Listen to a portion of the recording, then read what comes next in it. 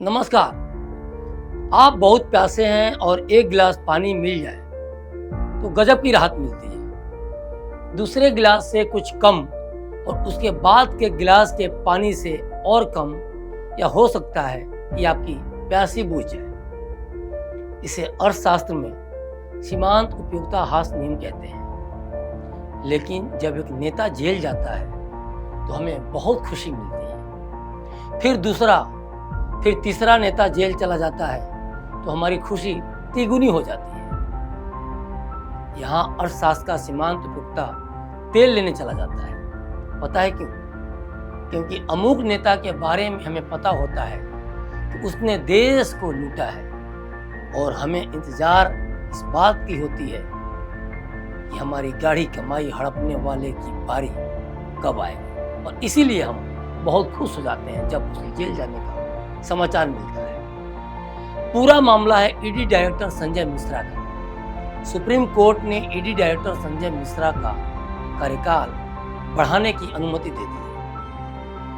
अब संजय मिश्रा 15 सितंबर तक ईडी के डायरेक्टर बने रहे। भ्रष्टों ने जितना देश को लूटा है, इस खबर को सुनते ही उन्हें हीमोग्लोबिन चेक करवाने की नौबत आ रही है। आने वाले समय में कहां ब्लॉकेज की शिकायत होगी, ये तो वही जाने। भले समझते हैं कि संजय मिश्रा का कार्यकाल बढ़ाया जाना देश ही नहीं, वैश्विक फलक पर भी देश की शान बढ़ाने के लिए कितनी जरूरी थी, और इसे सुप्रीम कोर्ट ने भी जनहित में माना है।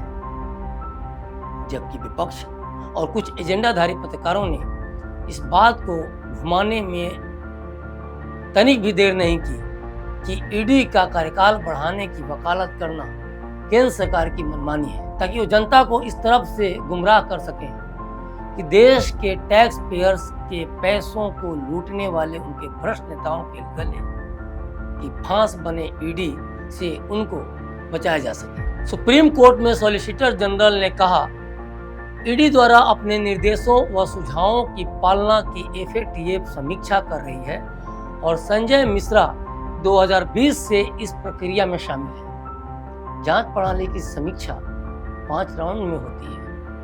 भारत 4 राउंड पूरे कर चुका है। 5वें राउंड में एफएटीएफ का प्रतिनिधिमंडल 3 हफ्ते के लिए नवंबर में भारत आने वाला है। संजय मिश्रा के समय भारत ने सभी राउंड क्लियर किए हैं। नए अधिकारी के लिए यह प्रक्रिया और जानकारी समझ पाना इतना आसान नहीं, इसलिए उनका पद पर बने रहना बहुत जरूरी है। तो ये थे सॉलिसिटर जनरल की स्टेटमेंट जो उन्होंने सुप्रीम कोर्ट में दी। सोचिए और समझिए कि संजय मिश्रा का पद पर बने रहना कितना जरूरी है। आपने और हमने देश को मजबूत करने के लिए वोट दिया है। हम नहीं समझेंगे तो कौन समझेगा? विपक्ष को तो सत्ता से बेदखल किया है हमने, वो तो हमें गुमराह करेगा ही। विपक्ष संजय मिश्रा के कार्यकाल बढ़ाने को लेकर यूं ही चिंतित नहीं है। विपक्ष को पता है कि देश को लूटने वालों के लिए, भ्रष्टों के लिए काल है संजय मिश्रा। ये वही संजय मिश्रा हैं जिन्होंने राणा कपूर से जुड़े यस बैंक मामले की जांच को लीड किया था। उन्होंने आईसीआईसीआई बैंक की पूर्व सीईओ चंदा कोचर के पति दीपक कोचर के भी जांच की मंजूरी दी थी। संजय मिश्रा की जांच के खौफ के कारण भगोड़े विजय माल्या अभी तक फरार है। अगस्ता वेस्टलैंड हेलीकॉप्टर घोटाला मामले के मुख्य आरोपी क्रिश्चियन मिशेल जेम्स को भारत लाने में संजय मिश्रा ने बेहद ही महत्वपूर्ण भूमिका निभाई थी। संजय मिश्रा ने मीडिया हाउस, एनडीटीवी और यंग इंडिया के खिलाफ भी जांच की। यंग इंडिया गांधी परिवार द्वारा संचालित एक संगठन है जो नेशनल हेराल्ड अखबार का मालिक है। नेशनल हेराल्ड केस को ईडी डायरेक्टर संजय मिश्रा ने ही लीड किया था। इस मामले में कांग्रेस नेता राहुल गांधी से पूछताछ की जा चुकी है और समय समय पर सोनिया गांधी से भी पूछताछ हो रही है। राहुल गांधी इस मामले में जमानत पर चल रहे हैं। इसके अलावे आईएनएक्स मीडिया केस की भी जांच संजय मिश्रा कर रहे हैं, जिसमें पूर्व वित्त मंत्री पी चिदम्बरम और उनके बेटे कार्तिक चिदम्बरम पर केस दर्ज है। 3600 करोड़ रुपए का वीवीआईपी चौपर स्कैंडल भी उनकी जांच लिस्ट में है।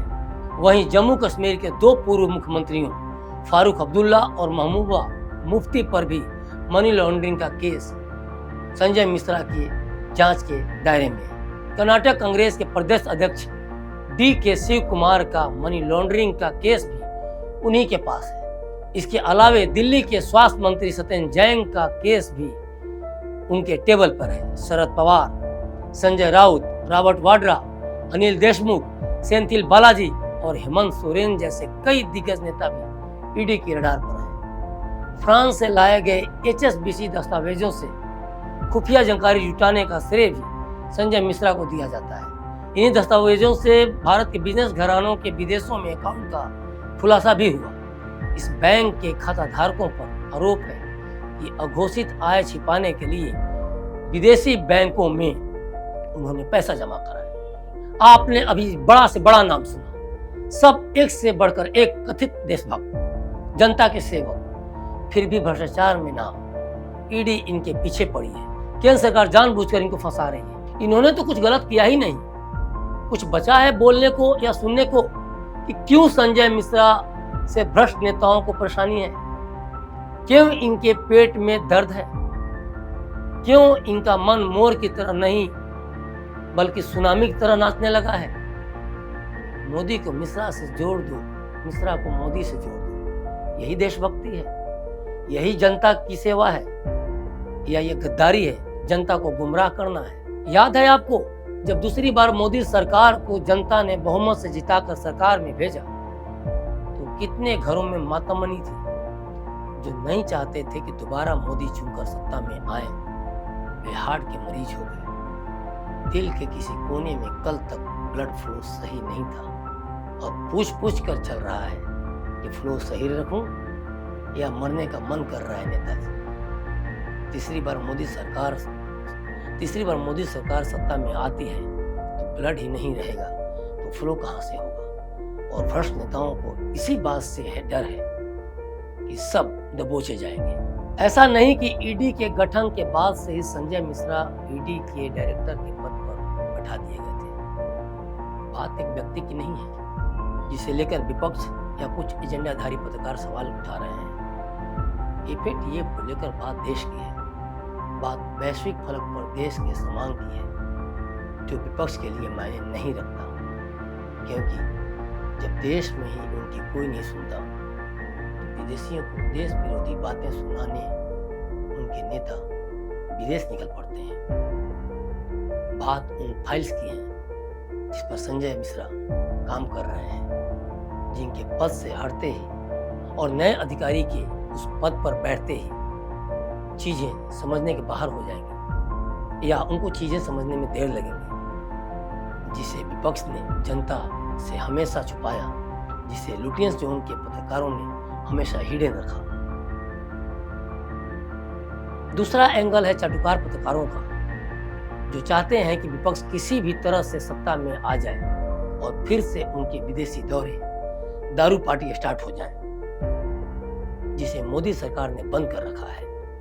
इन महान पत्रकारों के यूट्यूब चैनल्स, टीवी चैनल्स या वेबसाइट्स पर केंद्र सरकार की एक भी नीतियों की तारीफ नहीं मिल सकती आपको। सुबह शाम राम के नाम से ज्यादा मोदी को करो बदनाम जैसे शब्द सुनने और देखने को मिलेंगे।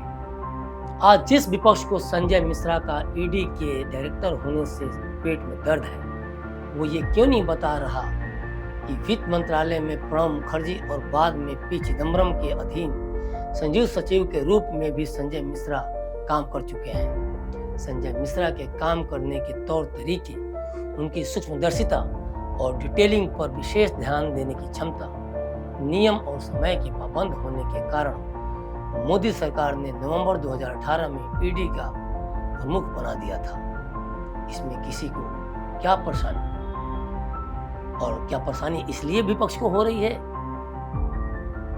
कि कितना भी बड़ा नाम क्यों न हो, कितना भी अकुत संपदा का मालिक कोई नेता क्यों न हो, संजय मिश्रा ने इसकी कभी परवाह नहीं की और यही विपक्षियों के लिए मुसीबत का कारण बन गया है। और वे सब ईडी के रडार पर हैं। ईडी प्रमुख बनते ही मिश्रा लगातार छापे की कार्रवाई को अंजाम देने लगे थे। पीएम मोदी की न खाऊंगा न खाने दूंगा की नीति को आगे बढ़ाते देख विपक्ष की हवा टाइट होने लगी, क्योंकि उसे अपने कारनामे की फिक्र होने लगी और उसने केंद्र पर ईडी की शक्ति के बेजा इस्तेमाल का आरोप मढ़ दिया और वो लगातार इस बात को आगे बढ़ाकर जनता को गुमराह करने में मशगूल भी है। संजय मिश्रा ने अपने अब तक के 5 साल के कार्यकाल के दौरान कई पूर्व मंत्रियों और शक्तिशाली नेताओं पर शिकंजा कसा। इस दौरान ईडी ने 4000 मामले दर्ज किए और 3000 जगहों पर सर्च ऑपरेशन को भी अंजाम दिया। पता है आपको, संजय मिश्रा के सेवा विस्तार को सुप्रीम कोर्ट में चुनौती देने वाले कौन लोग हैं? इन नामों में कांग्रेस नेता रणदीप सुरजेवाला, कांग्रेस नेता जया ठाकुर, वकील मनोहर लाल शर्मा, तृणमूल नेता महुआ मोइत्रा और साकेत गोखले शामिल हैं। और विपक्ष यही तो चाहता है कि इंडिया को ग्रे लिस्ट में डाल दिया जाए ताकि केंद्र सरकार को कटघरे में खड़े करने का उसे मौका मिल जाए।